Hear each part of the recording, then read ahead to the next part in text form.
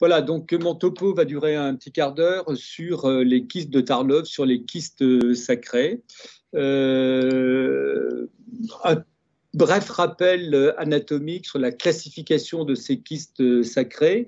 Vous savez qu'il existe des kystes extraduraux méningés, qu'il existe des kystes intraduraux. Et ben, les kystes de Tarlov, ce sont des kystes méningés extraduraux qui contiennent des éléments nerveux et notamment des filets nerveux qui émanent des racines sacrées. Alors, c'est donc une lésion intraspinale qui est extradurale. Ça s'accompagne d'une dilatation de l'espace sous-arachnoïdien. C'est une excroissance de l'enveloppe de l'arachnoïde avec une augmentation de la pression du liquide céphalorachidien et c'est essentiellement développé aux dépens de la racine postérieure, même si on décrit des kystes de Tarlov développés aux dépens de la racine antérieure. Je vous ai mis en bas sur la diapositive et souligné les premières descriptions qui sont quand même assez anciennes maintenant de Tarlov, qui a décrit lui-même ces anomalies en général congénitales au niveau de la racine postérieure. Alors, ces kystes de Tarlov peuvent être, et c'est le plus souvent le cas, de découvertes purement fortuites à l'occasion d'une imagerie, et en particulier d'une IRM lombosacrée, réalisée devant une symptomatologie parfois qui n'a rien à voir avec le kyste. Ça peut être des douleurs, mais on verra tout à l'heure que ces kystes peuvent être symptomatiques sur le plan d'algie lomboradiculaire, voire même d'origine, même de localisation périnéale.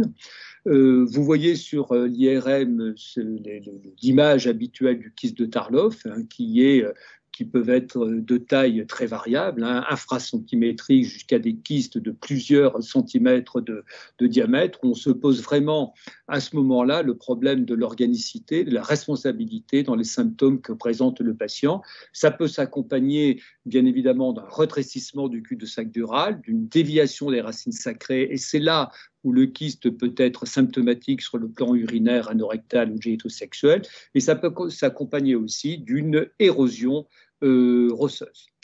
Alors, quelle est la prévalence des kystes de Tarlov? C'est rare chez l'enfant. Chez l'adulte, vous voyez que dans les séries, c'est extrêmement variable, hein, ça va de 2 à 13%, donc c'est quand même pas anecdotique, hein, c'est très fréquent et à tel point que nombre de radiologues ne les signalent même pas sur les comptes rendus de radiologie. Il faut revoir les clichés ou les CD pour bien vérifier la présence, la localisation, les rapports anatomiques de ce kyste avec les racines sacrées qui nous intéressent. Vous voyez qu'il y a une répartition homme-femme qui n'est pas identique, hein, c'est 1 pour 3, c'est beaucoup plus fréquent chez la femme.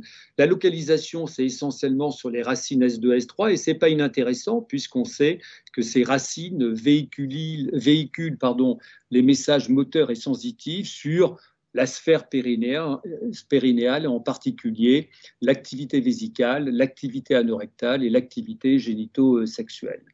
Donc, la taille de ces kystes peut augmenter au fur et à mesure de l'âge du patient. Alors, quelles sont les présentations cliniques des kystes de Tarlov, si tant est qu'ils puissent être symptomatiques? Vous voyez une revue de la littérature très récente, hein, de 2019, donc, qui date de 2 ans, qui a été faite par Ulen, sur près de 600 cas. C'est quand même une très, très belle série, avec une moyenne d'âge de près de 50 ans.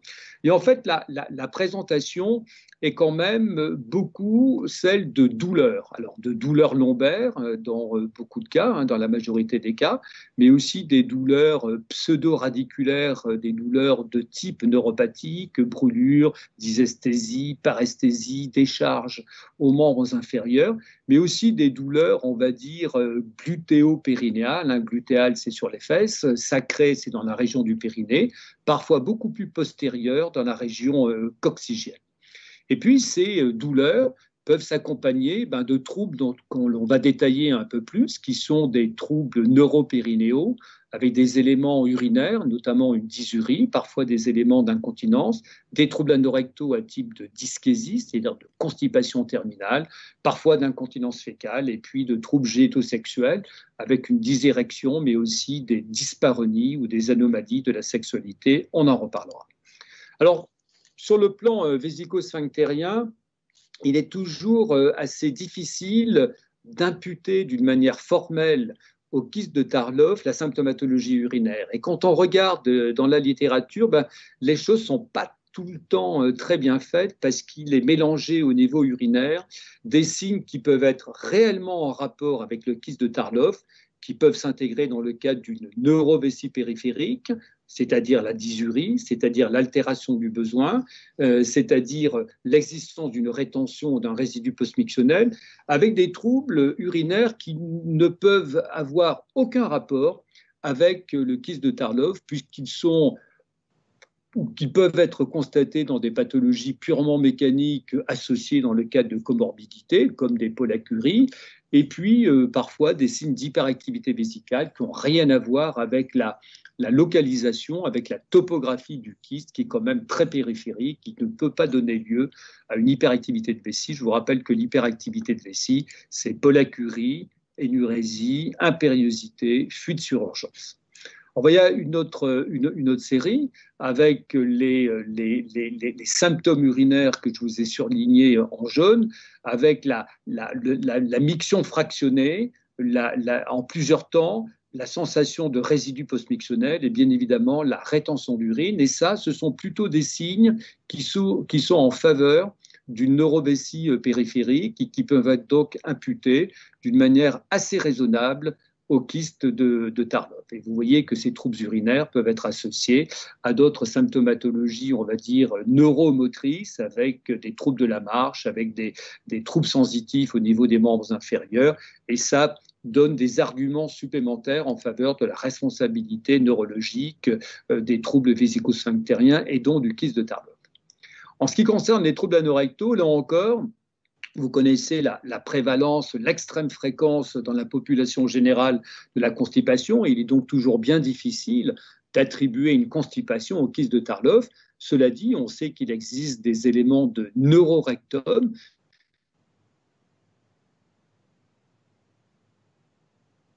comprimés par ce kyste de Tarlov qui peuvent donner lieu à des anomalies de la motricité et de la sensibilité au niveau anorectal. Et donc, c'est des patients qui vont se plaindre d'une diminution de la perception du besoin de défécation, une diminution de la perception du passage des selles dans le canal anal, une dyschésie, c'est-à-dire une difficulté d'expulsion des selles, parfois avec nécessité de manœuvres endodigitales pour favoriser l'exonération, et parfois d'une incontinence fécale qui est dite passive, c'est-à-dire des fuites sans besoin, des fuites non perçues, avec une hypocontinence au gaz aux efforts ou une hypocontinence fécale, une perte des selles. On est là vraiment dans un neurorectum périphérique, on n'est pas du tout dans les urgences défécatoires que l'on observe dans les pathologies centrales et qui, si elles existent au moment d'un kyste de Tarlov, doivent faire douter de la responsabilité du kyste de Tarlov dans le déterminisme de ces troubles anorectaux. On décrit parfois, mais c'est assez rare, des troubles génitosexuels dans les kystes de Tarlov. C'est mal décrit, mais en pratique quotidienne, il est évident que les racines sacrées S2, S3 sont impliquées dans les réflexes sexuels et notamment dans l'érection chez l'homme, l'éjaculation étant à un niveau beaucoup plus haut situé au niveau de D8, donc il n'est pas concerné habituellement, enfin c'est pas concerné par les kystes de Tarlov, donc on a des difficultés d'érection, d'obtenir ou de maintenir l'érection en termes de durée et de rigidité. Et puis chez la femme, S2, S3 participe au réflexe clitorido-anal, au réflexe clitorido-caverneux et donc dans le déterminisme, dans l'apparition d'un orgasme après stimulation locale. On peut avoir des dysorgasmies ou des anorgasmies chez la femme, des hypoesthésies de la région vaginale et vulvaire qui peuvent bien évidemment entraver les relations génitosexuelles. D'une manière un petit peu anecdotique, on décrit ce qu'on appelle le persistent arousal syndrome, c'est-à-dire le syndrome d'excitation sexuelle permanent. C'est un petit peu anecdotique parce qu'on ne connaît pas très bien la physiopathologie, l'éthiopathogénie de ce syndrome, hein, qui est une excitation sexuelle permanente qu'on observe essentiellement chez la femme. Mais ce sont, sur le plan neurologique, très habituellement des lésions plutôt centrales, plutôt encéphaliques, plutôt thalamiques, enfin périthalamique, qui donne ce type d'anomalie sexuelle. C'est décrit dans le Tarlov, mais c'est encore une fois purement anecdotique. Alors, toute la question posée, c'est voilà, j'ai quelqu'un qui se plaint de douleurs lombaires et plus ou moins radiculaires au membre inférieur, qui se plaint pour nous, puisque c'est notre spécialité, de troubles périnéaux, avec des troubles vésico-sphinctériens, des troubles anorectaux, des troubles génitosexuels, et on constate par l'imagerie, éventuellement par l'examen clinique, des petites anomalies. Comment relier cette image, qui peut être totalement asymptomatique, à la symptomatologie que présente le patient? Alors, vous voyez là une étude qui a été faite par Ullens en 2017, pas très bien faite, qui donne quelques arguments en termes pas tant de clinique, mais d'électromyographie, avec des anomalies des potentiels sensitifs au membre inférieur, avec des anomalies du réflexe H. Vous savez qu'avec le réflexe H, on peut mesurer les temps de conduction proximaux, et puis une petite dénervation au niveau du sphincter anal, avec un caractère polyphasique des potentiels d'unité motrice et une accélération du tracé. Ben, tout ça, quand vous avez une dénervation au niveau des muscles du périnée, c'est quand même pas très sensible, c'est pas très spécifique d'une atteinte S2, S3, parce que n'importe quelle neuropathie d'étirement observée chez n'importe quelle femme qui a été un tant soit peu constipée dans sa vie ou qui a eu un ou deux bébés peut donner une dénervation du périnée, ça va pas être discriminant. Il faut se focaliser sur la typologie des troubles urinaires. Si vous avez des éléments à type de dysurie, que le patient pousse pour faire pipi, s'il a une altération du besoin d'uriner, une altération de la perception du passage urétral des urines, là oui, on peut raisonnablement imaginer que ces éléments qui évoquent une neurovessie périphérique peuvent être éventuellement reliés, à ce kyste de Tarlov. Les autres signes de type, entre guillemets, irritatif, c'est-à-dire l'hyperactivité vésicale, si le patient a ça, ce n'est pas le kyste de Tarlov. L'incontinence urinaire à l'effort est tellement banale chez la femme que c'est vraiment difficile de dire que c'est neurologique. Sur le plan électrophysiologique, la constatation d'une simple dénervation dans le plancher périnéal, au niveau du sphincter anal ou des muscles ischio-bulbo-caverneux, ne permet pas d'incriminer forcément le kyste de Tarlov, puisqu'encore une fois, il peut s'agir d'une lésion très distale, très tronculaire, au niveau des nerfs punadaux, qui n'ont rien à voir avec le kyste de Tarlov. En revanche, si on a une altération des latences des réflexes bulbo-caverneux, c'est-à-dire une altération des latences des réflexes sacrés, là oui, on est plutôt dans le cadre d'une atteinte proximale de type radiculomédulaire, et dans ce cas-là, eh ben, on peut éventuellement imaginer le kyste de Tarlov comme responsable. Enfin, vous comprenez bien qu'il y a un faisceau d'arguments nécessaires pour pouvoir incriminer ce kyste de Tarlov dans la genèse des troubles urinaires anorectaux ou génitosexuels. Le faisceau d'arguments, il est clinique. Oui, c'est compatible avec un tableau neurogène périphérique, parce que c'est une dysurie, parce qu'il y a un trouble de la sensibilité vésico-urétrale, parce que c'est une constipation terminale, parce qu'il y a un trouble de la sensibilité anorectale. Oui, ça peut être le kyste de Tarlov parce que les latences sacrées sont augmentées. Oui, ça peut être un kyste de Tarlov parce que le bilan urodynamique va donner des arguments en faveur d'une neurovessie périphérique. Il ne faut pas oublier, bien évidemment, l'examen clinique qui doit précéder tous ces examens complémentaires. Et si là, vous avez des arguments en faveur d'une atteinte sacrée, c'est-à-dire une hypotonie du sphincter anal au retrait du doigt intrarectal, une hypoesthésie systématisée, notamment à prédominance unilatérale dans les métamères sacrés, là oui, on est vraiment dans quelque chose qui doit nous faire évoquer la possibilité de la responsabilité du kyste de Tarlov dans ces troubles urinaires ou anorectaux, associés à des petits éléments de l'examen clinique neurologique du membre inférieur. Et je vous rappelle que S2, c'est quand même la flexion des orteils. On est très proche des métamères qui s'occupent de la vessie. Il ne faut jamais oublier les facteurs associés et les comorbidités qui peuvent parasiter l'analyse sémiologique à la fois clinique et paraclinique. Ce sont souvent des patients pour différentes raisons qui sont polymédiqués, avec parfois des médicaments à base de codéine, des anti-inflammatoires ou des antidépresseurs qui tous jouent sur la motricité vésicale, la motricité anorectale et l'activité sexuelle. Donc, il faut toujours être très vigilant sur à la fois les comorbidités et les médicaments. En conclusion, et je pense que j'ai tenu mes 15 minutes, les kystes de Tarlov, oui, ça existe, ce sont des kystes sacrés. Le plus souvent, il faut savoir qu'ils sont asymptomatiques, même lorsqu'ils sont d'une taille importante, que leur localisation, c'est évidemment S2 et S3, que c'est un peu plus fréquent une fois sur trois, enfin, 3 fois plus chez la femme que chez l'homme, que typiquement, il y a des douleurs, on va dire, lombo-radiculaires, et que sur le plan périnéal, oui, on peut avoir des troubles urinaires, des troubles anorectaux ou génitosexuels, mais qu'il est toujours bien difficile d'une manière, on va dire, aisée, d'attribuer cette problématique urinaire ou anorectale au kyste de Tarlov, et qu'il nous faut un faisceau d'arguments cliniques à l'interrogatoire, à l'examen clinique, par le bilan électrophysiologique et éventuellement par le bilan urodynamique. Et dans ce cas-là, on considère que la vessie est neurologique, que le trouble anorectal est d'origine neurologique et on a des possibilités thérapeutiques pour aider ces patients qui en souffrent. Voilà, je vous remercie et je suis prêt à répondre aux quelques questions sous les ordres de Fabrice Parker, du professeur Parker qui nous modère aujourd'hui. Merci. Merci beaucoup, Gérard. Iris, est-ce qu'il y a des questions qui apparaissent pas sur le chat, donc n'hésitez pas, professeur Parker, si vous avez des questions au professeur Amarenko.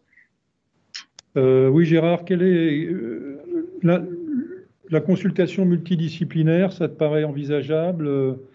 La présélection en vue de traitement chirurgical éventuel, comment est-ce que tu vois le parcours? Parce que, comme tu l'as indiqué, il y a un grand nombre de personnes dans des situations anatomiques, radiologiques de ce type, avec en réalité à terme très peu de candidats à une chirurgie, et heureusement, avec d'autre part des résultats qui seront également à revoir de près, quoi.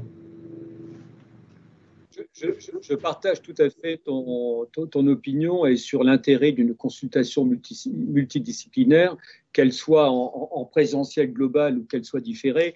Je crois que c'est tellement difficile d'assurer cette imputabilité qu'il faut avoir le maximum de connaissances et de compétences sur le plan neuroradiologique, sur le plan neurochirurgical, sur le plan rhumatologique, sur le plan neurologique, sur le plan neuropérinéal, à la fois par des données cliniques et paracliniques. Alors c'est vrai que les patients ne peuvent pas se multiplier dans le nombre de consultations. Moi, je suis très partisan, très favorable à des consultations multidisciplinaires parce que, comme tu l'as dit, en dehors du traitement symptomatique, on est toujours très gêné de proposer un traitement purement étiologique dont on n'est pas sûr de la réalité du résultat. On peut toujours aider les gens sur une dysurie ou sur une incontinence. Ça ne mange pas de pain et de toutes les façons, mais si on commence à imaginer l'idée d'une chirurgie spécifique, il faut vraiment avoir beaucoup d'arguments et être ensemble pour décider d'une éventuelle chirurgie, tout en étant, à mon sens, toujours très prudent sur les résultats. C'est très clair. Merci, merci beaucoup, Gérard. Donc, on va avancer avec l'intervention de Mado Gilanton sur le modèle de collaboration constructive apaisée et les centres CEMAVEM. Donc, si la régie peut être attentive au bon déroulement des diapos, ce sera parfait. Merci beaucoup.